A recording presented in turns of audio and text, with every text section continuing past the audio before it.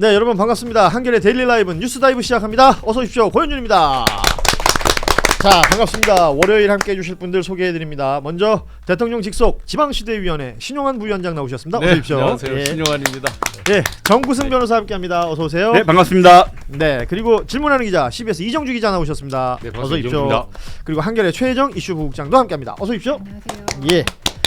자, 이렇게 텐션을 확 올려서 시작합니다만 텐션이 빠지는 뉴스들이 많은데 일단 오후에 나온 뉴스들부터 보겠습니다. 내란 특검이 오늘 수사 결과 발표를 했는데 내란 특검이 기소했던 사건 중에 첫 선고가 나왔습니다.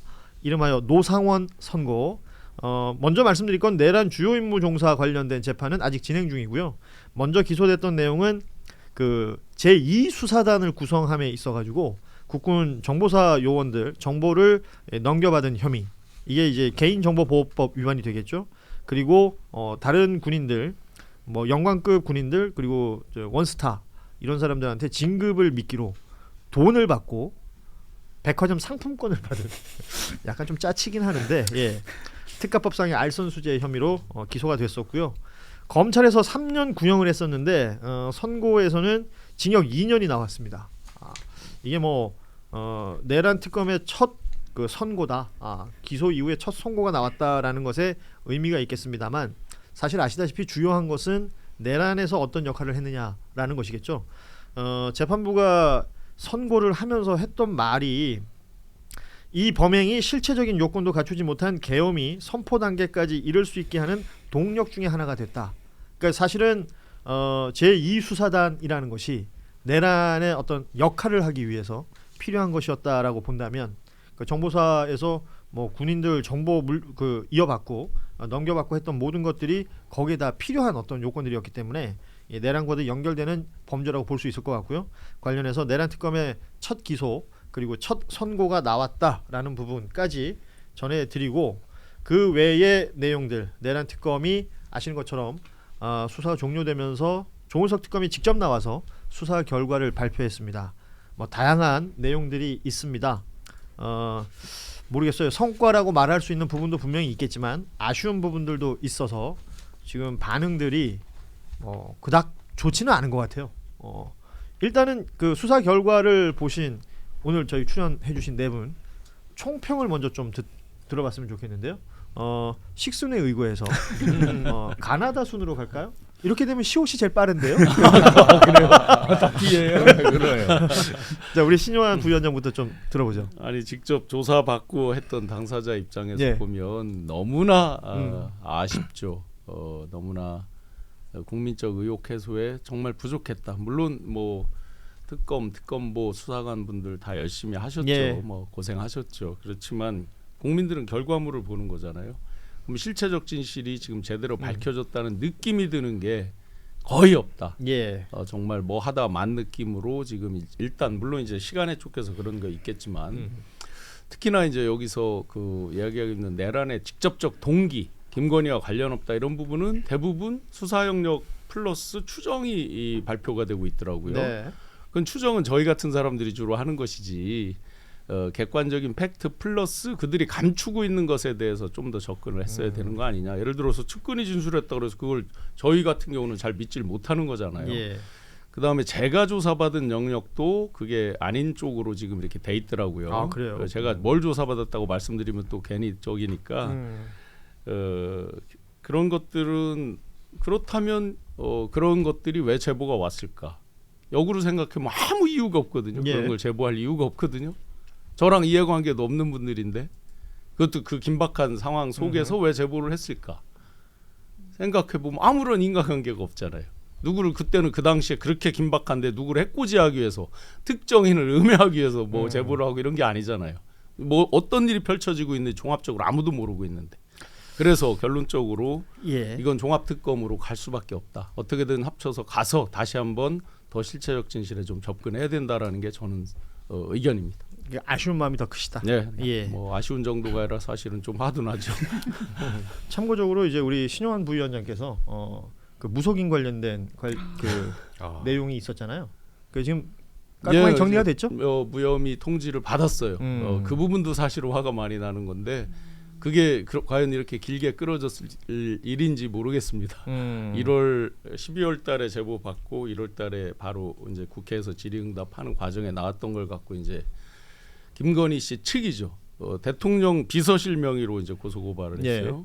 그런데 피해자가 김건희 씨라고 명시가 돼 있는 건이에요. 근데 그 김건희 씨가 고소 고발했다면 제가 이해를 하죠. 왜 국가기관이 나서서 아무것도 아닌 일개 사인이라면서요. 왜 국가기관이 나서 저를 고소 고발했습니까? 그게 과연 건 1년을 끌 사안이었는가? 네. 한 가지 딱 죄송한 게 있어요.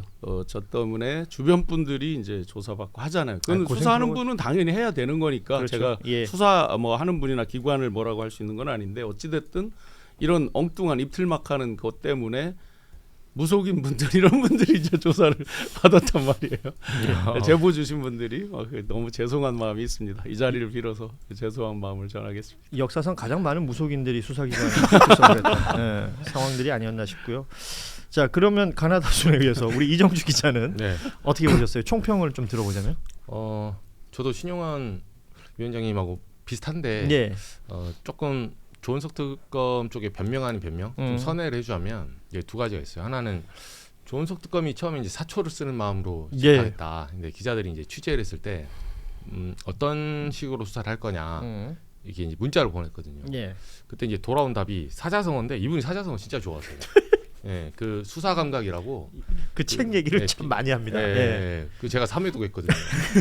거기 보면 뭐 간신의 종류 7가지 반간, 향간 뭐 난리납니다. 그 사마천의 거의 사기를 빼다 나갔는데 거기 보면 타초 경사 이게 이제 때리타, 풀초, 놀랄경, 뱀사.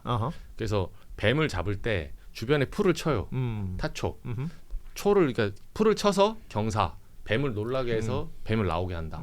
그러니까 본진에 갈 때 본진을 치는 게 아니라 그렇게 우당탕탕 치는 게 아니라 주변부를 압박해서 이 뱀을 잡아내겠다. 이제 윤석열을 잡아내겠다. 이제 이런 식의 이제 수사 방법을 생각을 했어요.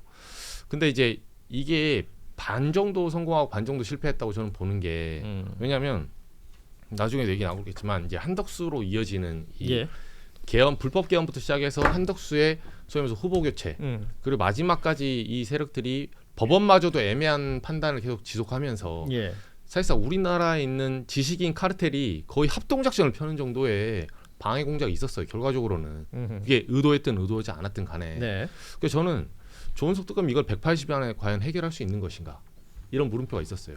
예를 들면 지금 핸드폰 바꾼 사람만 해도 지금 조은석 특검이 뭐 기소했다는 사람도 있잖아요. 구속했든 안 했든 간에 27명을 윤석열 등 해서 27명을 기소했습니다. 뭐 지금 영장이 기각됐던 한덕수부터 시작해서 최상목, 이상민, 김용현, 정진석 등등등등 27명을 기소했어요. 근데 윤석열은 이제 들어갔으니까 빼고 여기 보세요. 한덕수, 최상목, 이상민, 김용현 다 핸드폰 교체했어요. 그렇습니다. 그리고 이양규 뭐 법제처장 나중에 헌재할 때 12월 달에 이미 핸드폰 교체했거든요. 안가 모임 한 다음에 바로 교체했으니까. 근데 이제 휴대폰 교체가 자기 방어의 권리라는 이유로 사실 보장이 됐지만 검찰 입장에서는 지금 김건희를 결국 그 결과적으로 김건희를 수사하고 뭐 이준수 씨 통해서 김건희 지금 잡아놓을 때 가장 이 사람이 빼박하게 증거를 받은 거는 휴대폰이에요. 결국은. 그렇죠. 그 메시지들이 나오고.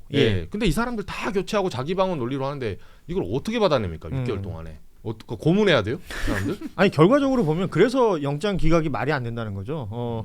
그들에게 봤을 때는 휴대전화 교체고 자기 방어일 수 있겠으나 그냥 우리가 봤을 때는 증거인멸 아닙니까? 그렇죠. 그런데 증거인멸을 대놓고 한 사람들, 증거인멸의 우려가 큰 사람들 모두 그러니까 모두는 아니죠. 많은 사람들이 영장이 기각되어 버렸으니까 이 부분이 이해가 안 된다는 거죠. 거죠. 법원이 이 사안 너무 나이브하게 본 거예요. 지금 이게 사실은 제가 볼 때 1월 초죠. 그때 윤석열 체포하러 국수본이 들어갔잖아요. 그때 체포하고 다 핸드폰 압수해 했어야 돼요. 근데 이제 이게 권력 시프트가 같이 있는 권력형 범죄였잖아요. 그냥 잡범들이 지금 뭐 요새 쌓고 이게 아니라 현직 대통령이 그 불법 개헌을 한 다음에 내란을 일으켜가지고 요새화 시키고 관저에 버티고 있으니까 그 과정에서 수많은 사법기관을 동원해서 우리가 절차를 밟았어야 했어요. 그동안 이 진짜 한 수십 명의 범인들은 다 증거인멸을 한 거예요. 그리고 나서 나중에 6월에 대선 때까지도 마지막 저항을 하다가 정권 바뀌고 나서야 특검이 출범했잖아요. 6월 3일 이후에야. 그렇습니다. 그러니까 6개월간의 공백이 있었다. 근데 이거를 법원이 가만 안 해주는 거예요. 그냥 뭐 이건 자기 방어지. 이건 증거가 없잖아. 그렇게 때리면 6개월간 증거인멸한 사람들이 법원이 도와주는 거예요, 사실은. 그래서 이게 나눠져 있습니다. 내란을 내란으로 보는 시민들이 있고 내란을 그냥 단순 형사사건 혹은 12월 3일에 있었던 일을 여의도 일대에서의 어떤 정쟁, 소동 정도로 평가하는 사람들, 이런 사람들이 과연 어디서 어떤 의사결정들을 하는데 이런 것들이 작동됐는가를 생각해 볼 필요가 있을 것 같고, 정구승 변호사는 어떻게 보셨어요? 네, 저도 법조인으로서 그냥 좀 평가를 하자면 사실 할 수 있는 게 한계가 있었다. 보험친구닷컴 광고를 시작합니다. 이 보험친구닷컴, 부담되는 보험료, 알듯말듯한 보장, 내 보험 바로 알고 싶을 때, 그럴 때는 검색창에 보험친구닷컴을 검색하시기 바랍니다. 아니면 1844-0585로 전화를 하셔도 좋습니다. 이미 가입한 보험의 경우에는 뭐가 문제인지, 또 내가 가입한 보험에 어떤 장단점이 있는지 보험친구가 무료로 상담해 드립니다. 암보험, 종신보험, 실손보험처럼 누구나 다 아는 보험부터 화재보험, 배상책임보험, 운전자보험까지 모두 상담이 가능한 보험친구닷컴, 검색창에 보험친구닷컴 혹은 화면에 지금 보이는 QR코드를 이용하시거나 전화 1844-0585 어디든 연락 주셔도 이 보험친구라는 여러분의 든든한 친구를 만나게 되실 겁니다. 예. 결과 자체는 아쉬울 수 있지만 한계가 있는 게, 말씀하신 것처럼 6개월을 주면 사실 많은 걸 없앨 수 있습니다. 저쪽의 입장에서는 그 예상하지 못하게 6개월 뒤에 나온 게 아니라 그 시간이 흘러가는 게 보였고, 아 저쯤 되겠구나라는 걸 알고 있던 6개월이었습니다. 예. 거기에 대해서 증거를 핸드폰이나 다른 증거들을 추만히 인멸을 했는데, 보통 사건이라고 나이브하니까 보통 사건처럼 본다고 하는데, 보통 사건에서도 이런 경우는 구속이 돼요. 예. 그러니까 오히려 방어권을 너무 폭넓게 보장해주고 보통 사건보다 더 이제 안일하게 대응, 혹시 안일하게 한 거지 다른 의도가 있다고 생각해야 될지는 모르겠지만 좀 피고인에게만 유리하게 진행이 되었다고 저는 생각을 합니다. 특히 증거 인멸을 이미 했고, 저 사람들 경우에는 사회적 지위가 있고 부렸던 사람들이 있기 때문에 진술 오염의 우려가 너무 농후합니다. 예. 일반적인 사건에서 핸드폰만 날려도 구속이 됩니다. 핸드폰이 날렸는데 구속이 안 되는 건 정말로 핸드폰을 진짜로 잊어버렸고, 저희가 이것만 있으면 제 무죄를 입증할 수 있는데라고 하면서 저희가 구구절절 써내거나 입증을 하지 않으면, 심지어 수사기관이 보내라는 양식대로 뭘 보내고, 그러니까 협조를 했음에도 불구하고 구속되는 경우가 다반사거든요. 예. 근데 이 경우에는 그렇지가 않습니다. 그래서 이건 오히려 일반 사건보다 더 후퇴해서 보고 있다. 그런 점에서 과연 특검이 180이라는 수사기간이 제한된 상황에서 뭘 할 수 있었을까? 그런 걸 고민을 하면 결과는 좀 아쉽지만 악정고투했다라는 생각이 듭니다. 특검의 한계라기보다는 이제 법원의 어떤 판단이나 이런 부분들에 대한 비판을 해주신 거고, 최혜정 부국장은 어떻게 보셨어요? 그러니까 어쨌든 결론이 그 윤석열 주장이 이게 경고성 계엄이다. 예. 이거를 이제 그 반박하는 결론인 거잖아요. 예. 뭐 반대 세력 제거하고 뭐 권력 독점 유지를 위한 거다. 네. 그 사실 우리가 다 알고 있었던 거고. 좀 그러니까 궁금했던 것들이 좀 명확하게 해소가 안 된 거. 예. 물론 이제 6개월이라는 한계가 있고, 말씀 주신 것처럼 뭐 증거 인멸이나 이제 그 태생적 한계들은 분명히 있었지만, 그냥 결과만으로 보면 정말 김건희 역할론. 그다음에 왜 12월 3일인가? 그다음에 그러면 뭐 직시항고를 포기한 심우정은 뭐고? 그러니까 그 과정에서 우리가 계속 궁금하게 여겼던 부분들이 사실 다 계속 미제 사건으로 예. 남아서, 그런 궁금증은 앞으로도 계속 좀 반복되고 좀 아쉬운 부분들이 좀 있을 것 같아요. 수사 결과 발표에서 제일 먼저 얘기했던 이제 계엄 목적이라는 것은 2023년 10월 전부터 비상계엄을 준비했다, 윤석열이. 그리고 군을 통해서 무력으로 정치활동 및 국회 기능을 정지시키고, 국회를 대체할 비상 입법기구를 통해서 입법권과 사법권을 장악한 후에 반대 세력을 제거하고 권력을 독점 유지할 목적으로 비상계엄을 선포한 사실을 확인했다. 이제 계엄의 목적이라고 특검에서 수사한 내용을 이렇게 발표를 했습니다. 지금 최혜정 부국장님 말씀하셨지만 1년 내내 우리가 했던 얘기들이죠. 이 사람들이 왜 그랬을까?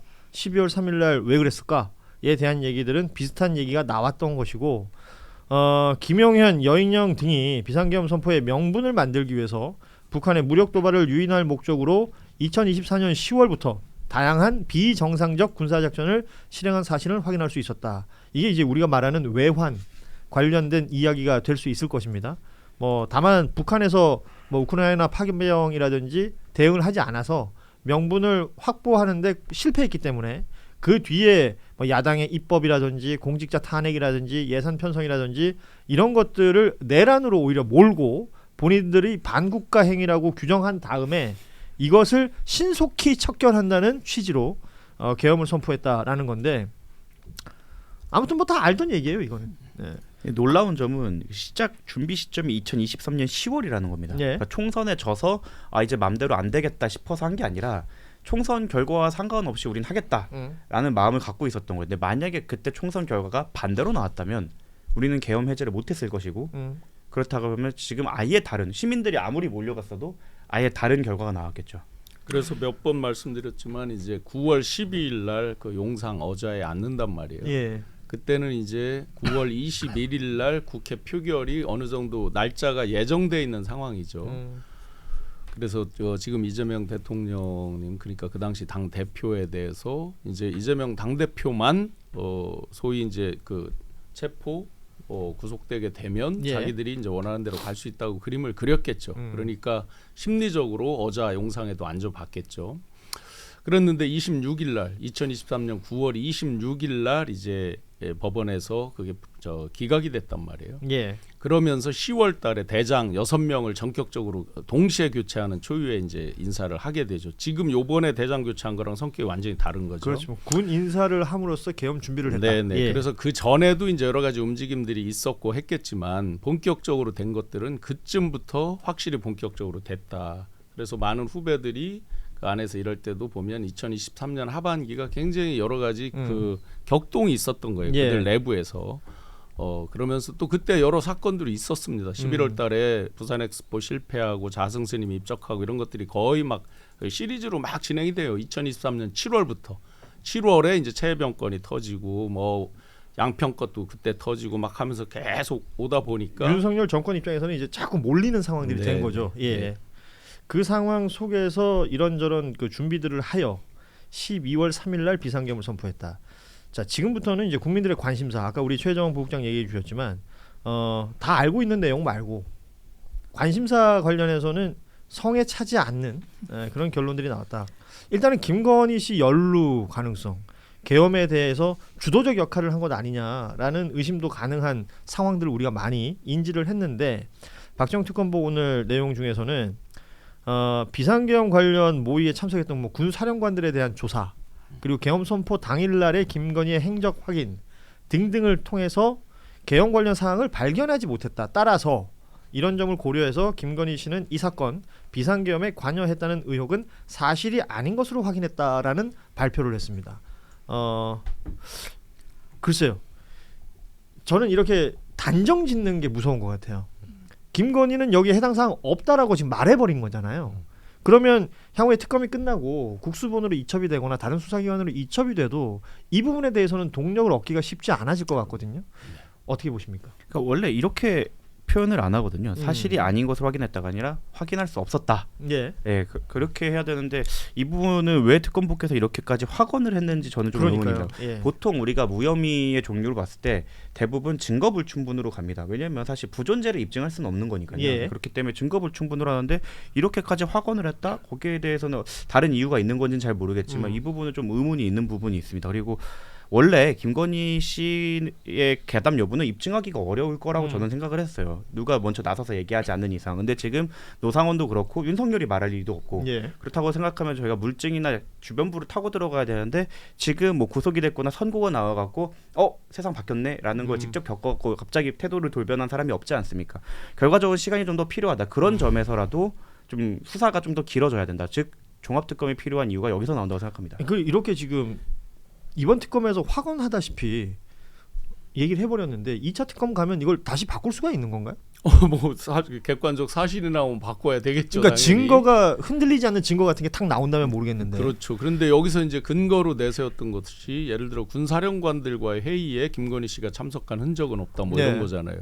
아니 제가 만약에 김건희 씨라고 입장 바꾸면 군인들 군사령관들하고 회의하는데 가서 얼굴 내밀고 회의합니까? 그러니까요. 그러니까 이런 게 상식에 맞지가 않잖아요. 예? 쿠데타를 모의하는 건 소위 말하는 기밀성 은밀하게 하는 거잖아요. 거기에 저 김건희 씨가 나타나서 군인들하고 얼굴 맞대면하고 회의를 한다?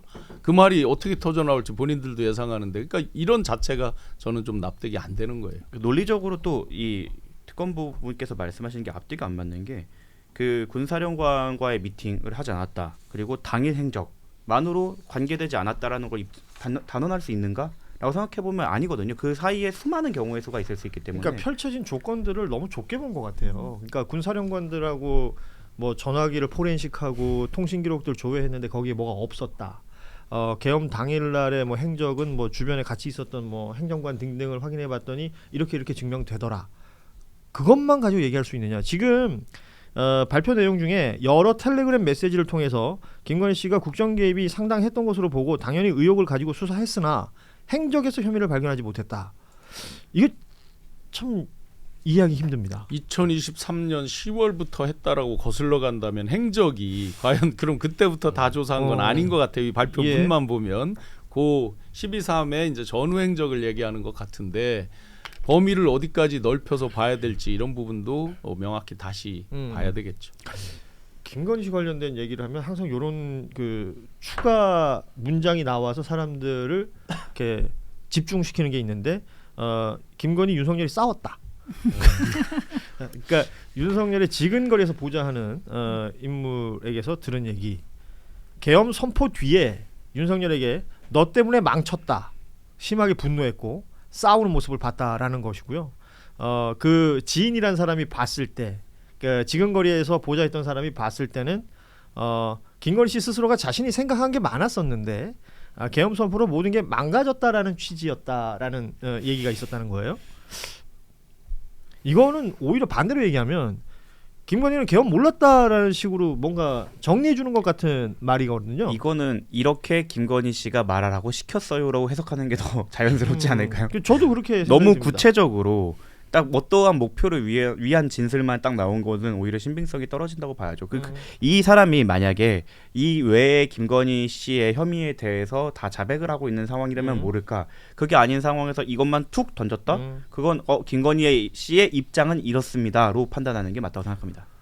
아주 좁은 부분을 특검이 확인하고 있었다면 그 진술을 하고 있는 김건희 씨 혹은 그 주변은 굉장히 넓은 부분을 모든 게 이렇게 포석이 된 상태에서 지금 답을 하고 있다라는 느낌이 든단 말이에요.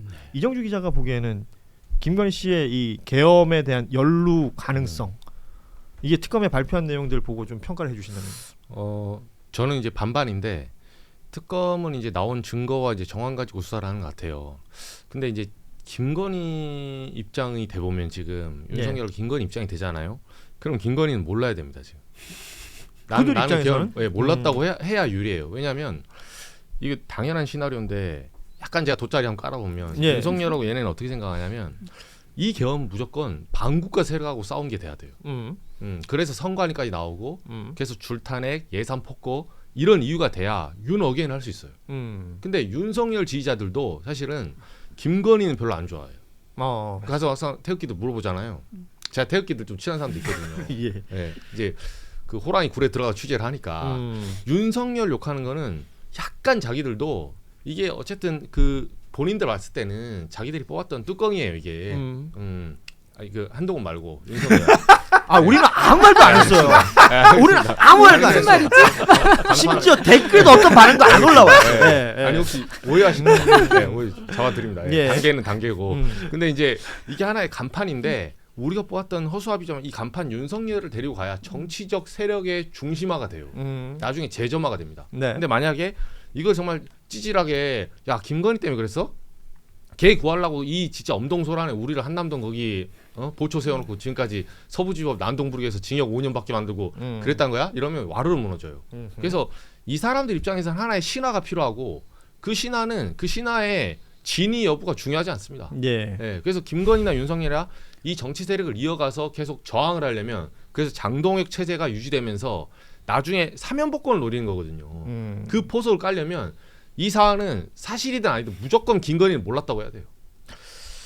자 지금 김건희 연루 의혹 가지고 특검이 발표한 내용만 보자면 부족하다라는 게 이제 대체적인 생각인 것 같습니다. 보험친구닷컴 광고를 시작합니다. 이 보험친구닷컴 부담되는 보험료 알듯말듯한 보장 내 보험 바로 알고 싶을 때 그럴 때는 검색창에 보험친구닷컴을 검색하시기 바랍니다. 아니면 1844-0585로 전화를 하셔도 좋습니다. 이미 가입한 보험의 경우에는 뭐가 문제인지 또 내가 가입한 보험에 어떤 장단점이 있는지 보험친구가 무료로 상담해 드립니다. 암보험, 종신보험, 실손보험처럼 누구나 다 아는 보험부터 화재보험, 배상책임보험, 운전자보험까지 모두 상담이 가능한 보험친구.com. 검색창에 보험친구.com 혹은 화면에 지금 보이는 QR코드를 이용하시거나 전화 1844-0585 어디든 연락 주셔도 이 보험친구라는 여러분의 든든한 친구를 만나게 되실 겁니다.